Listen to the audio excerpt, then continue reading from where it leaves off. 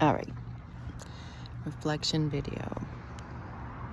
So I am presently in Simi Valley, which is in Ventura, California, and I am here doing a internship through Healing Valor Farms, a nonprofit that helps veterans or active duty military get into agriculture or continue in agriculture. So I happened to find this organization, just by chance. I had been in Denver doing the Controlled Environment Agriculture course through Veterans to Farmers.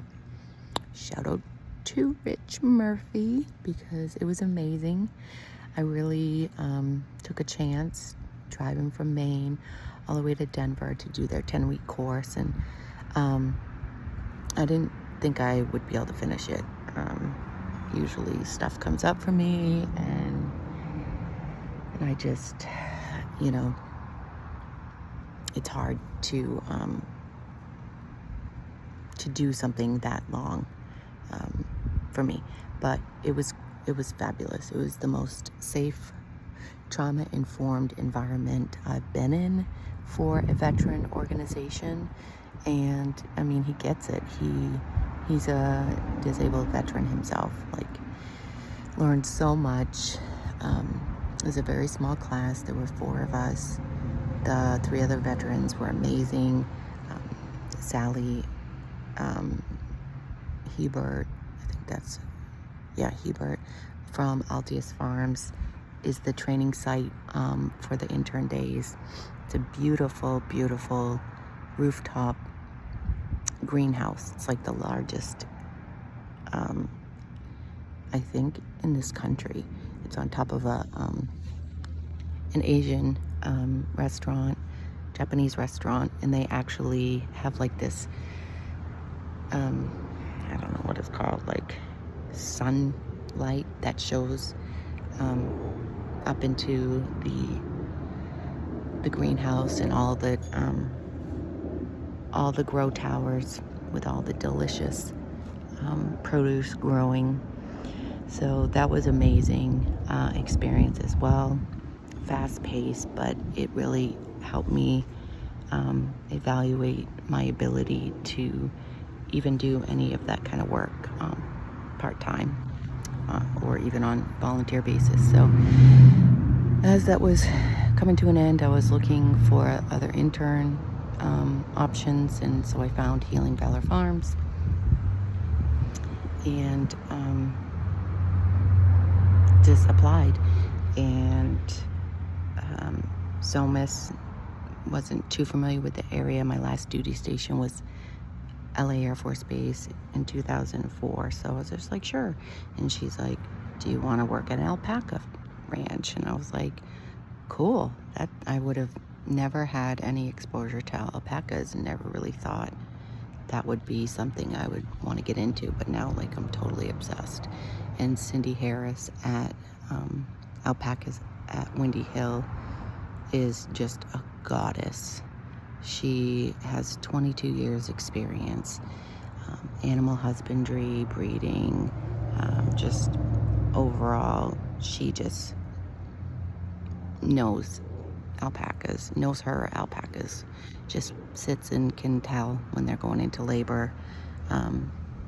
It's just been eye-opening and amazing, and just opened so many other opportunities to work on some permaculture design, which I'm starting a permaculture design course September 26th with Oregon State University, because we're going to really focus on regenerating the soil, activating, signaling, turning on all the healthy things that's going to help our soil, help stabilize cover crops, and rotational grazing for the animals, and just make it better overall. And it's really 15 minutes away from the Biggest Littlest Farm, which had a documentary about this whole process of buying a farm and turning the land into productive ecosystem. So it's just been amazing how things have fallen into place. But I realized, I kind of figured out it was going to be in Ventura County. And even before I got here, I was remembering Ventura County was my ex-husband's last duty station. He was in the Navy. And when we left Japan, he went to Port Hueneme and I went to LA Air Force Base. We were going through a divorce, really bad child custody issues. Mateo was a little over 2. So that, I was getting out of the military, I was set to get out in October 2004, and I think it was September something. I'm surprised I think it was September 12th. It's weird how trauma,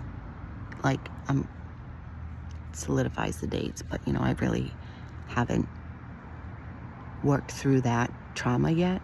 I worked through my military sexual trauma a lot. That's what the last 10 years or so have been, with treatment and therapy. But I've been trying to find the right modality to deal with the domestic violence. Not so much the actual physical assault, but just the aftermath of co-parenting with your abuser for the next, we got divorced in 2014. No, 2004. So that would have been 17 years of co-parenting until my son graduated high school. And it was a rough time for me. In 2013, I actually gave in and just let Mateo go live with his dad, because it had been years and years of courts and him trying to get sole custody and him calling DHS on me, and just him telling me he was going to put a gun in my mouth and pull the trigger. Lots of